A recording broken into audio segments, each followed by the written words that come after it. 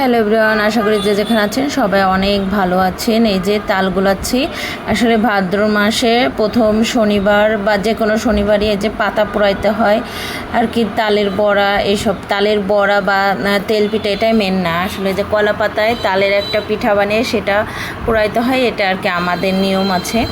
তো এখানে যে আমি তাল গুলিয়ে নিচ্ছি, আর এই যে কিছু পাতা পুরানো আমি পুড়িয়ে রেখে আসছি। এটা হচ্ছে আমার শাশুড়িমা তুলে নিচ্ছে। আমাদের নিয়ম আছে আর কি, সন্ধ্যা লাগার আগে পাতাটা পুড়িয়ে পরে আর কি ফেলে দেয়া, 3টা অন্তত ফেলে দেওয়া, পরে এগুলো আর কি খাবারের জন্য রাখা।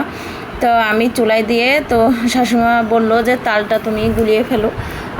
তো আমি এর জন্য গুলিয়ে নিলাম। তালটা গুলিয়ে পরে ছাঁকনি দিয়ে ছেঁকে নিয়েছি, নিয়ে এই যে এখন বড়ার জন্য মাখিয়ে নিচ্ছি। এখানে কলা, তাল, চিনি একসঙ্গে মাখিয়ে নিয়ে পরে চালের গুঁড়ো, আর ওই যে শাশুড়িমা বসে ডিরেকশান দিয়ে দিচ্ছে, তো ওনার কথা মতনই আমি আর কেজে মাখিয়ে নিচ্ছি।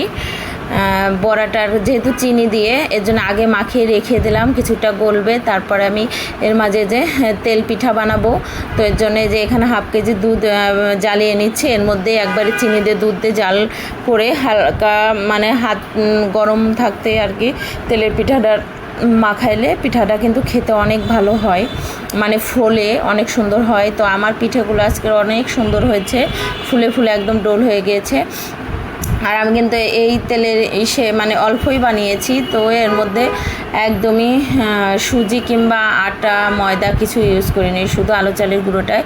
আর আলো চালের গুঁড়োটা আমি ব্লেন্ডারে গুঁড়ো করেছি আর কি। ব্লেন্ডারে আমার শাশুড়ি ভিজিয়ে রেখেছিল, তো আমি দুপুরে খাওয়া দাওয়ার পরে বসে বসে ব্লেন্ডারে গুঁড়ি করে নিয়েছি। এই তো আমি বড়াগুলো ভেজে নিচ্ছি। বড়াগুলো দেখেন কত সুন্দর ফুলে গিয়েছে। এর মধ্যে কিন্তু শুধু চালের গুঁড়োই আছে, তেল, চালের গুঁড়ো, তাল, আলু, চিনি, তাল, কলা আর হচ্ছে চিনি, তাতেই দেখেন কি সুন্দর ফুলছে।